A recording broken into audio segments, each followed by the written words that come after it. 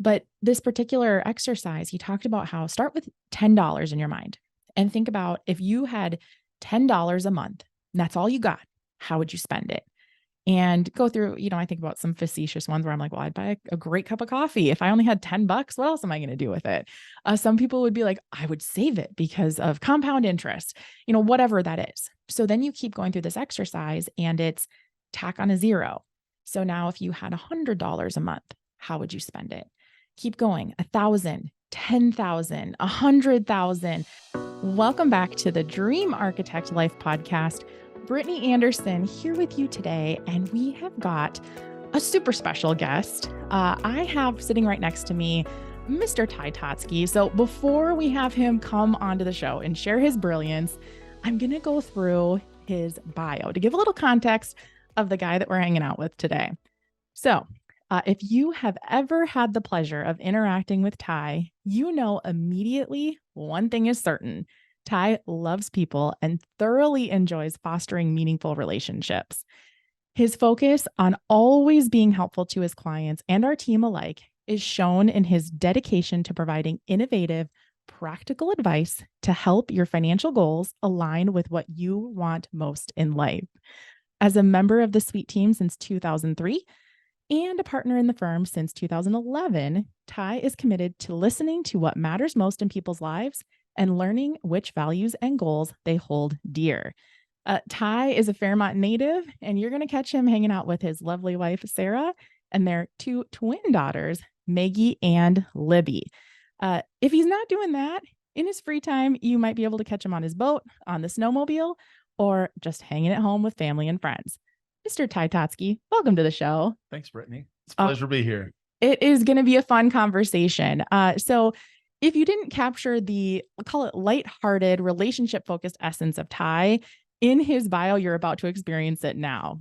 So Ty, you have been with Sweet since 2003. That is amazing. That it marks, let's see, if we're in 20 years. Yeah, we're recording. It's been 20 years. Wow. So Ty, give a little context on where did this all start? Kind of what brought you into the world of wealth planning? Well, it certainly wasn't my goal until probably college. So where it all started was right here in Fairmont. I was born and raised here in Fairmont, Minnesota. I had some summer jobs at Waitronic. So Fairmont is the home of one of the largest scale manufacturers in the world. And my thought was I would graduate high school and go to college and probably become an engineer or something like that. And so once I did go to college, I realized pretty quickly that that was not the direction for me. And so I was just kind of in limbo and trying to figure things out. And one of my roommates in college was a finance major, and I had a lot of conversations with him. I met with his advisor, and it really kind of turned me on to the idea of becoming a finance major and learning more about managing money. And one of the things that I always wanted to do was to be able to come back to Fairmont, go away, get educated, find something that I could add value to the community and be able to come back. So all my friends at that age were looking for ways to, how do I get out of Fairmont and go on to bigger and better things? And I think my idea of where I wanted to be was, how do I go find a career of value and come back and continue to be part of the community. And here we are. We've been back over 20 years now. It's been a blast. Wow. Ty, you and I have had these conversations offline too about how people don't realize how much opportunity can actually be found in a small community and how much value you can add to people in a small community. And I think that's such a great example in your story and you wanting to come back and be here and raise your family here, right, and make this really your home. So Ty, very well that our theme at Sweet Financial is all about dreaming big and pursuing possibility. And we talk about this until we're blue in the face. So I want to ask a question of you. What does dreaming big mean to you today? And what are some of the things that you're seeing your clients get excited about? That's a really good question, Brittany. So, what is dreaming big? We are so fortunate to be in an industry where we get to be with people and meet with clients, where they are planning oriented.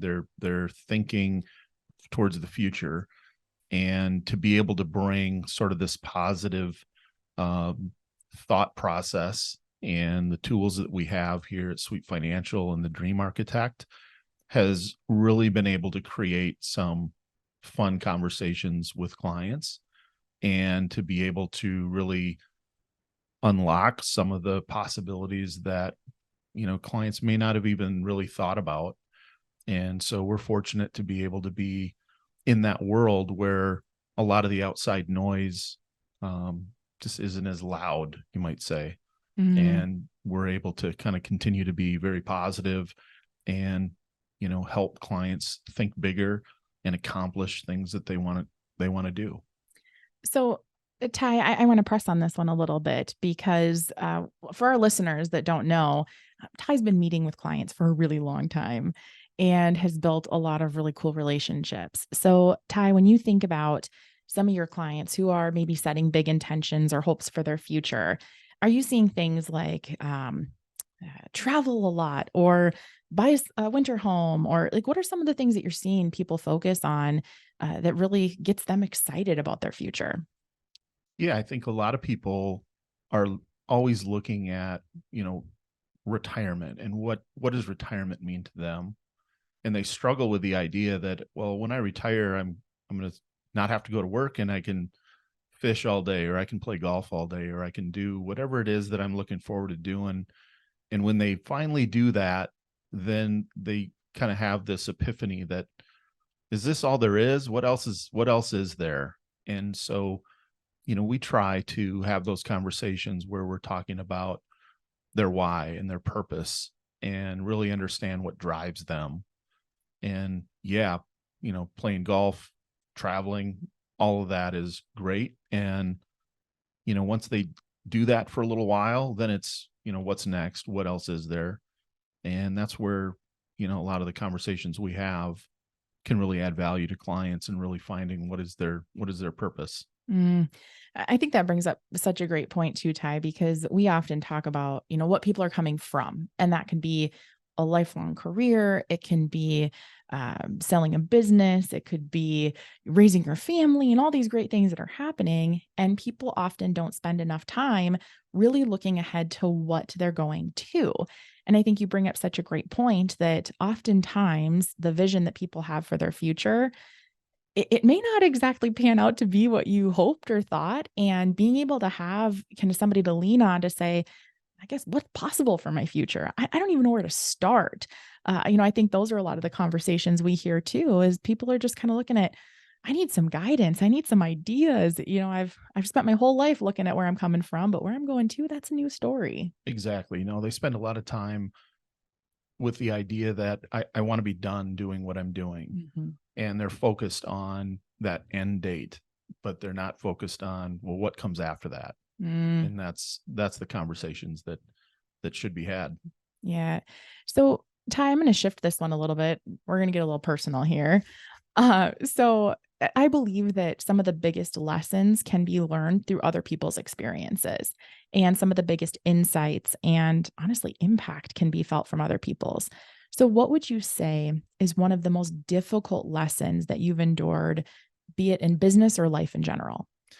Yeah, probably one of the biggest lessons that I've learned is to being able to understand what is and what is not in my control. Mm, And not only that, but being able to understand the things that aren't necessarily in my control, is how do I react to those when things maybe happen that don't go as planned, or don't necessarily go the way that I would want them to go. So that reaction. The other big lesson and big thing that has been a difficult thing for me, but has been awesome, is our team. Um, we're so fortunate to have a great team at Sweet Financial Partners, and to be able to delegate, or at least um, lean on our team members and their strengths. just the other people's strengths, other people's unique abilities, and to be able to allow them to thrive as well, and being able to win as a team. And so those are probably the biggest lessons that have been challenging, but have certainly been eye-opening for me over the years and working here. Awesome. And, I want to put some context around this because I know we do work with a lot of business owners and we have a lot of the same conversations around building culture and teams and, really empowering people to lean into their skill sets. So you mentioned unique abilities. That is a term that's coined from Dan Sullivan. We've talked about him before on this podcast, founder, creator of Strategic Coach. And it's really about uncovering not just what people are good at. And I think this is great context for you, regardless of the stage in your life, whether you own a business or not, you're human and you interact with other humans. So it's really looking at how do you help people do the things that they're not just great at, but they give them energy and excitement and make them feel like they're working towards something that's bigger than themselves.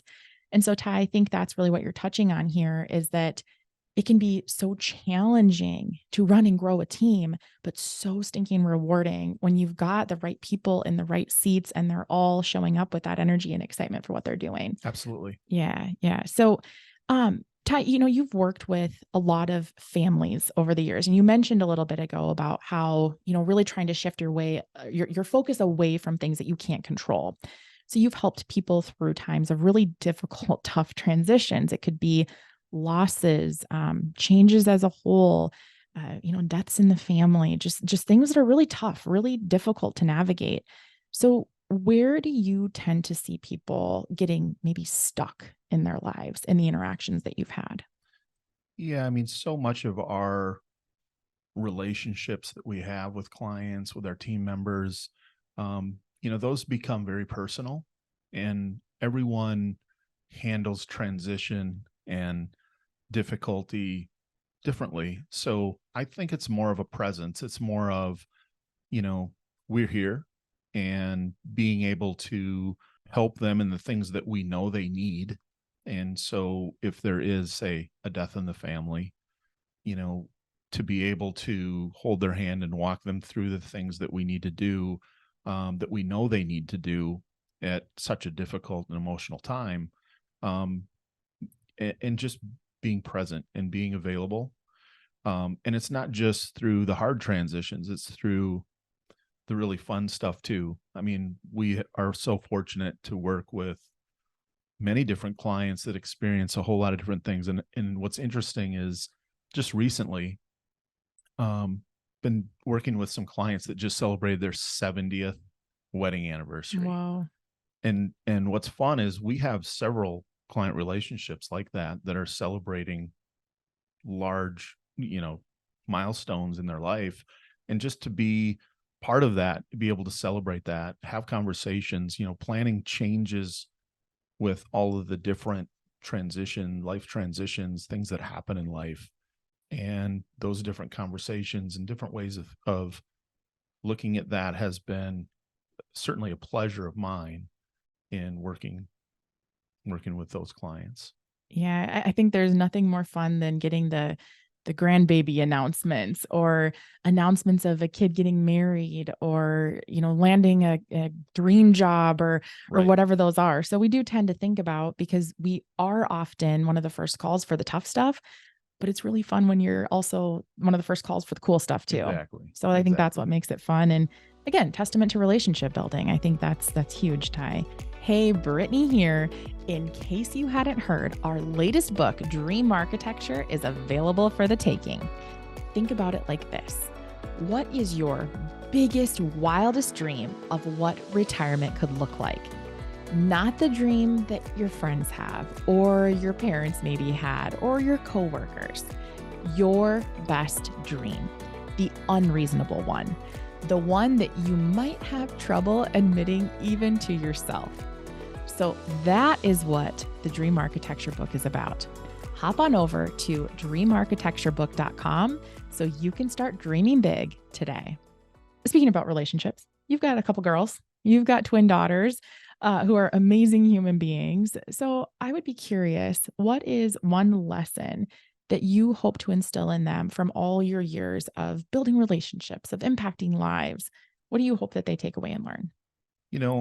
I think one thing that Sarah and I have been adamant on, or just on the same page with in terms of raising Maggie and Libby, is more of the personal, um, you know, how they treat people, how anyone treats people, but how we treat each other as a family, how I treat Sarah as my spouse, how I treat our friends and how they treat their friends and how their friends treat them.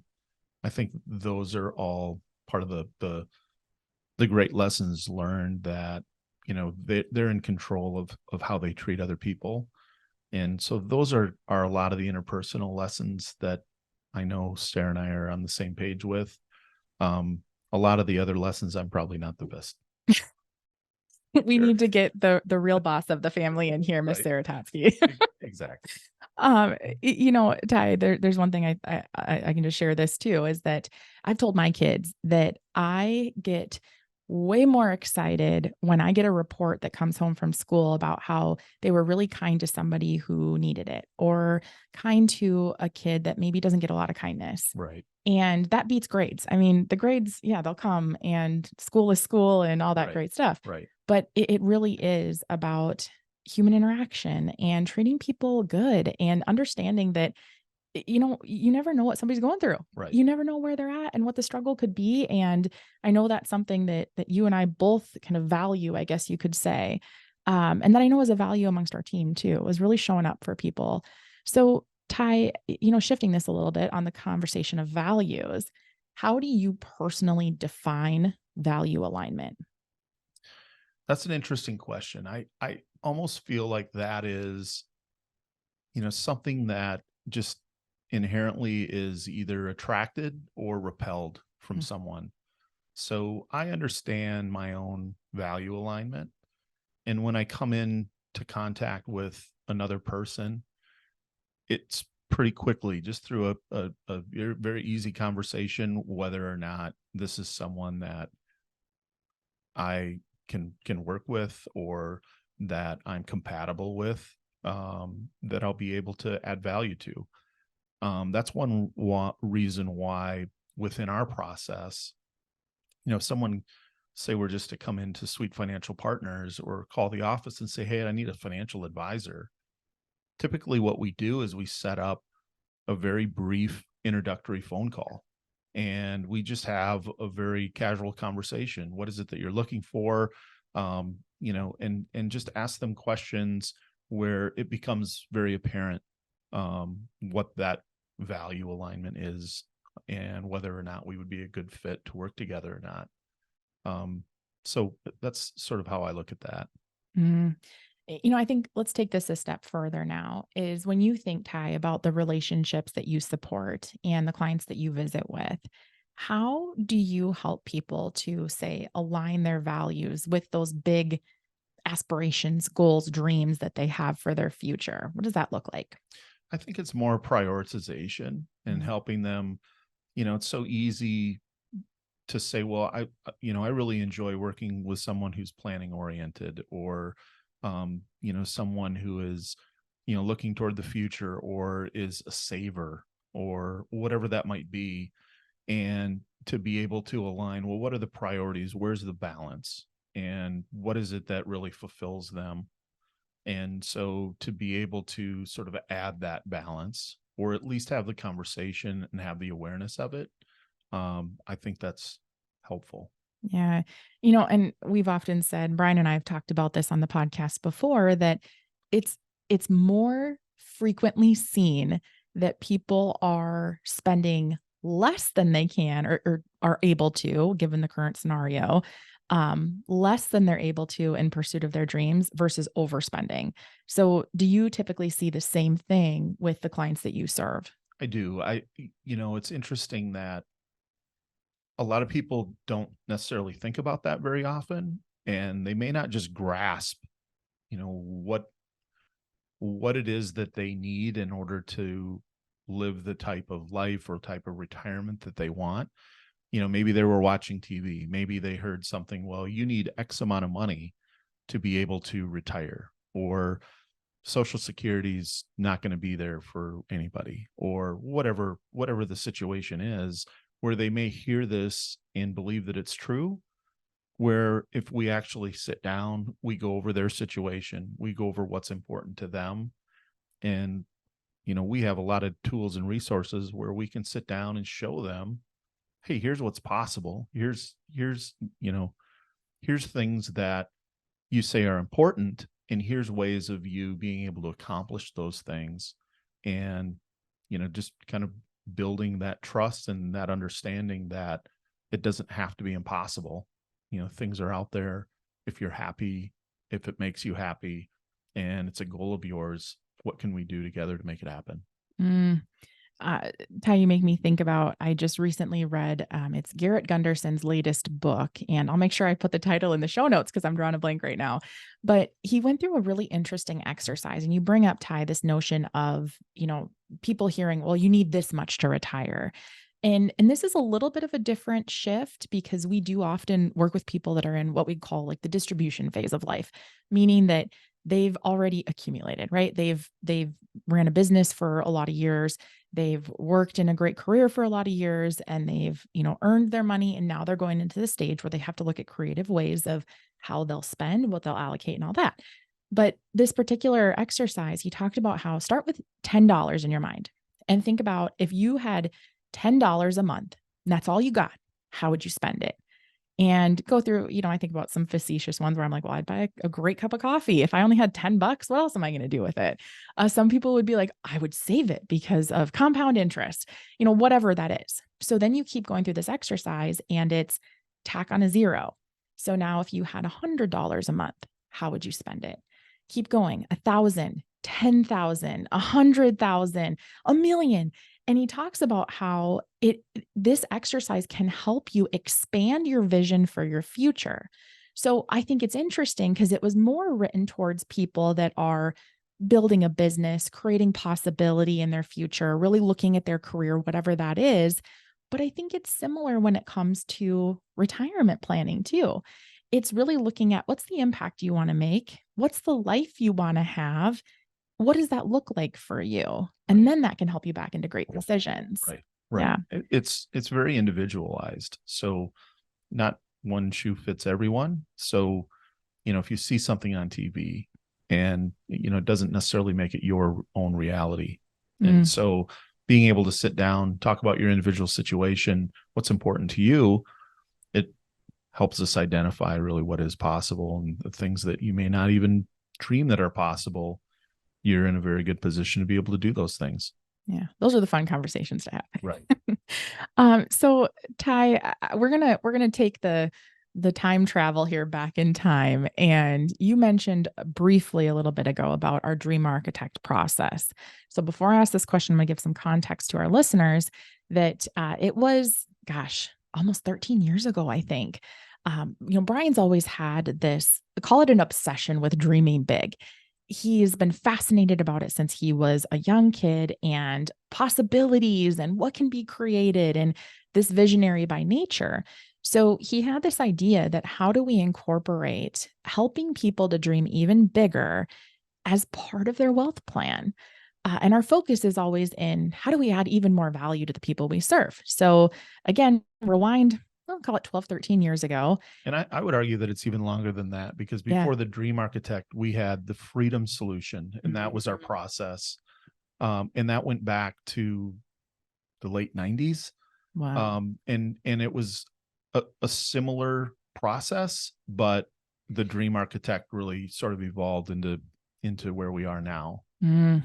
So when we were rolling out the Dream Architect, we ran a handful of workshops, and we did these with some of our wonderful clients. And Ty and Sarah Totsky volunteered to be one of our first, call it test kitchen cases, where they came in and we went through, I think it was a 4-hour workshop where we really dug into what's meaningful to you. What do you want to see for your future? What do you want for your kids? What do you want for your legacy? What do you want? What kind of experiences do you want? What do you want your health to look like? And it was a really fun conversation, and it was kind of an emotional conversation too. So, Ty, I would love to know, when you reflect back, what are some of the biggest takeaways you had coming out of that type of experience? Yeah, so that was probably one of the first times that Sarah and I really had a deep conversation about our individual beliefs of money and our family and our vision for the future, the hopes and dreams that she had, that I had. Um, that was a really cool experience because I think what it did was it brought us to a point where we were on the same page. I understood what it was that motivated her, and things were important to her, and then the same for me. And so that was um, probably the biggest impact that I had. We also did a dream board. So I've never done a dream board. We created a dream board. We had pictures of the things that we talked about, and we actually hung it in our bedroom on the wall, and we were able, both of us, to see that all the time. And so if I look at that today, and I know we still have it somewhere, but it's not on the wall anymore. Because you But checked them all off, right? pretty close. I mean, Yeah. there was a lot of things that we've accomplished, and that she wanted to do what we wanted to do together, and yeah, a lot of those boxes have been checked. And there was one exercise, you might say. It was called the over dinner conversation, and I still mention that to clients today in our process of really being able to sit down and talk openly about your views, each other's views on, what is your vision? What does retirement look like together? And what does retirement look like to each of you? And sometimes spouses may not necessarily be on the same page. Mm-hmm. And that is a really cool exercise to sort of get on the same page, have an understanding of what each other has in terms of the idea for their future. Yeah. And, Ty, I think you bring up such a great point with the over dinner conversation, is that oftentimes when people, especially couples, you're planning for your future, sometimes you can lose kind of yourself, and it becomes this, combined vision, which is great. And you need to have that, but you also need to have, some essence of you too. And, we are by no means, we're not therapists. We're not marriage counselors. We don't claim to be, we'd be no good at it. But opening those conversations, because you're planning for the rest of your life, Right. and making sure that you're open and transparent and you have a process. Because the bottom line is, we talk about goals and aspirations and dreams. Some people do not resonate with those words. Right. You may be listening right now as a listener going, I like this dream thing. Like, Sounds painful. that sounds horrible. I don't want to talk about that.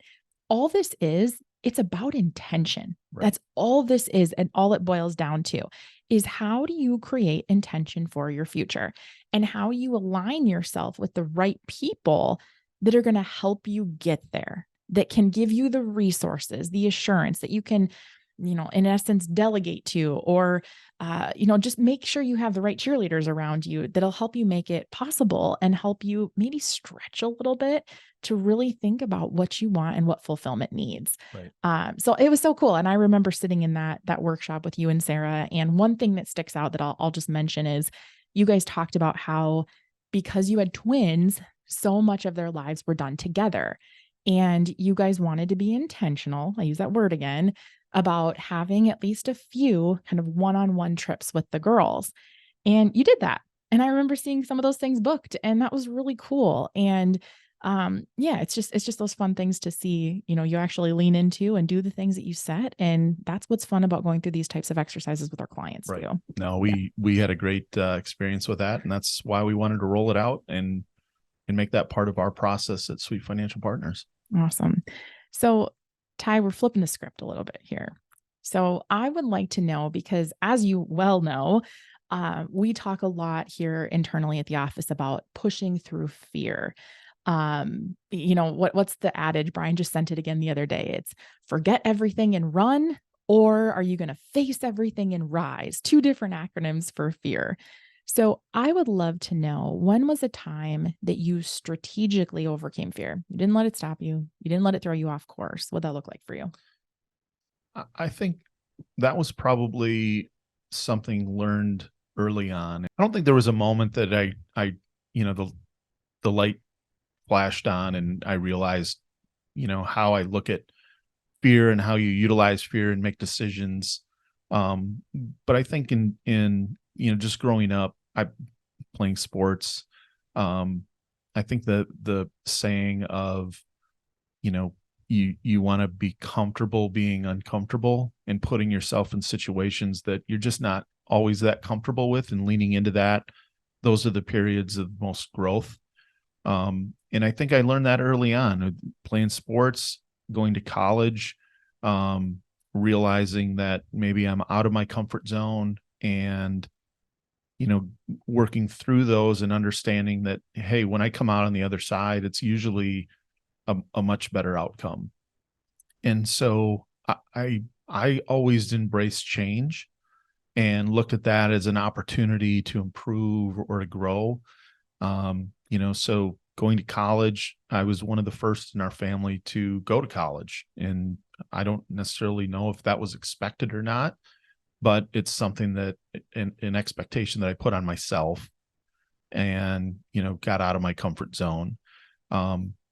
Moving across the country, taking a job that I wasn't necessarily comfortable with and knowing that, hey, this is a good opportunity. Let's make this dramatic change. Again, the saying, if it's not broke, break it. And let's build it new. Let's build it better. Let's, make it different. And that was one of the things that attracted me here to Sweet Financial Partners, because that is Brian's mentality. And Brian and I share that same thought process of, change is good. I'm not opposed to making a dramatic change and really stepping outside of the comfort zone, for the sake of improving something or making it better or, personal growth. I think that really kind of ties me into the next question too, is there's always challenges. There's challenges in running a business. There's challenges in running a family and raising kids and trying to kind of do all the things, we'll call it. So, I think about this, Ty, that we just heard at the time that we're recording this. We just had a wonderful speaker that we brought or helped bring to the community, Cinder Campoff, and she talked about grit and snapping back quick and, really making sure, really what it boils down to is controlling your mindset. So Ty, I would be curious, because I do believe that we can all learn something valuable from others' great practices. When you're feeling down, discouraged, frustrated, because we all know the happy-go-lucky Ty, but we also know that we all get frustrated and we all get fed up at points in time. So when you're feeling down, what are some of the things that you do to come out of that? And, how would you recommend that anybody listening can bring themselves back up when they're in a funk? This sounds like a shameless plug for your book, Brittany. Imagine, Act, Inspire. The journal. The journal. It is now.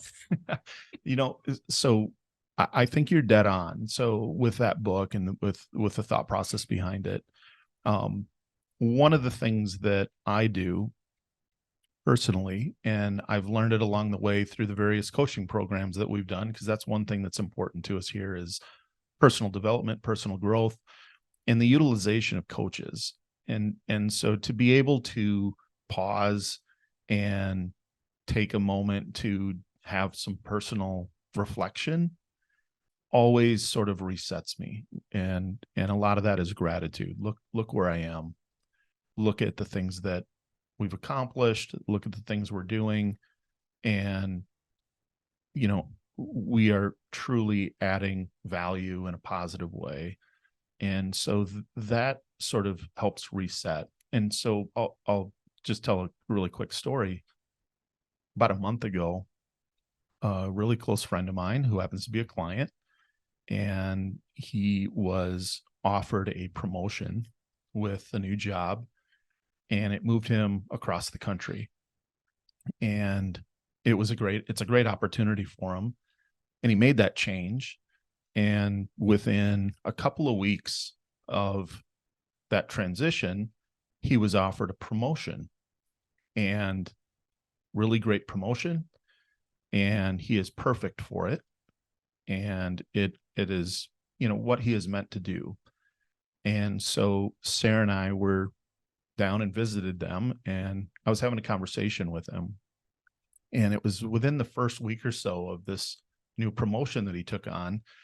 And you could tell his mindset was, we call it the gap. Mm-hmm. The gap being, he has reached a point where he's questioning whether or not it was the right decision. All of the change that was happening in his life, all of the chaos that was happening with it, starting a new job, a new promotion, new expectations, and all of that. And just going through that conversation, talking about the gap, talking about, look where you are now, look at what you've done, look at how you've gotten to that point, and look at all of the things that you'll accomplish over the next couple of years. It's going to be a challenge, but it's going to be so fulfilling. And walking through that, putting myself in a mindset where, I'm motivated from that. So from that conversation, from Dr. Kampoff's presentation the other night, I've actually just hired a coach from her program for myself, because I believe in the power of mindset and just the power of positive thinking. And I think that is so impactful. So that is something that is as recent as yesterday.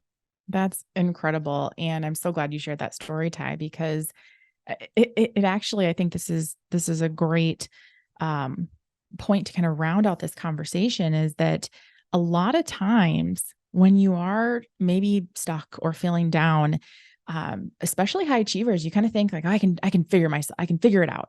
I can get myself out of this, and I just need to buck up, get comfortable being uncomfortable. It's like all those things that we tell ourselves, but in reality, sometimes what we need is somebody that's outside the bubble, and somebody to help us give perspective and to be available to others to do the same for them.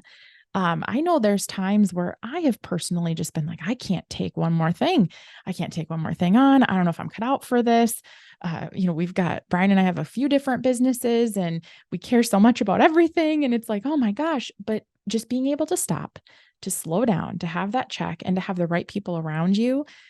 Which is why I feel so fortunate to have Brian, Ty, and Oliver as partners in this business, just because I know that we can all be that for each other too when it matters most. So awesome. Ty, to kind of round us out here, when you look forward and you think about your impact at Sweet Financial and for your family and your friends and all that stuff, what is one of your biggest or most important dreams or aspirations for your future? That's a good question, Brittany. I've always kind of gone by the saying, a rising tide lifts all boats. So be the tide. And so I get so much fulfillment and so much energy from just being able to see the people important to me, whether it's clients, family, friends, to see them accomplish what they want, get what they want, do the things that make them happy. And so just being in a position to be able to witness that and be part of that, that is the dream I have for me, but more so for the people around me. And so, yeah. Ty, I think it's a Jim Rohn quote. I'm pretty sure. Please don't throw anything at me if I'm wrong, but you can have everything you want in life if you help others get what they want. Yes, nailed it. That's exactly what I was thinking. And I think it's so true. And it's, I can say this because I get to work with Ty every day, but when he says that, he means it. And it's a humble approach. And I think that's what helps you foster relationships, because you do really care. You really do. So before I round us out, if you would like to book a call, if you'd like to have a conversation with either be it Ty or one of the other advisors on the team, head on over to meetwithsweet.com. It's MEET with SWEET.com. And you can get a free spot on any of our advisors' calendars. Let's have a conversation. Let's talk about how we might be able to support you on your goals, your aspirations, and anything that you're looking for in the future in your wealth plan. So, Ty, before I close us, is there anything that I should have asked you that I didn't? I'm surprised you didn't ask me about pop culture and just some of the cool stuff that's going on. So if there's anything you just are inclined to share. I'm a Swiftie, and I am ecstatic that I can see Taylor Swift on all of the Sunday NFL coverage and football games and all that. I think it's awesome. I love it. And I'm officially a Travis Kelce fan too. So this is great. I love it. I love all those memes out there that are like the wives going to their husbands and be like, oh my gosh, can you believe how Taylor Swift made this one football guy famous? Oh my gosh, it kills me. I love it. There was another one the other night at the event with Dr. Campoff, and she asked the question to the crowd about Dancing with the Stars. Who is the best dancer on Dancing with the Stars? And you looked around the room and everybody was just kind of looking at each other, not really knowing how to answer the question. And Mr. Brian Sweet himself said, "It's Derek." like, doesn't everybody know that? I thought that was the greatest ever. We've got a Dancing with the Stars fan. I love it. And I so wish he was here because he'd be cracking up right now. Awesome. Well, thank you, Ty, for coming on the show today. Thank you. Sharing your genuine nature. I appreciate everything you do, Brittany. Thank you. Thank you. Well, that wraps up today's episode of the Dream Architect Life podcast. If you liked what you heard today, please give us a like, share it with somebody that you care about, and help spread the message of realizing possibility for your future. We'll catch you right back here next time.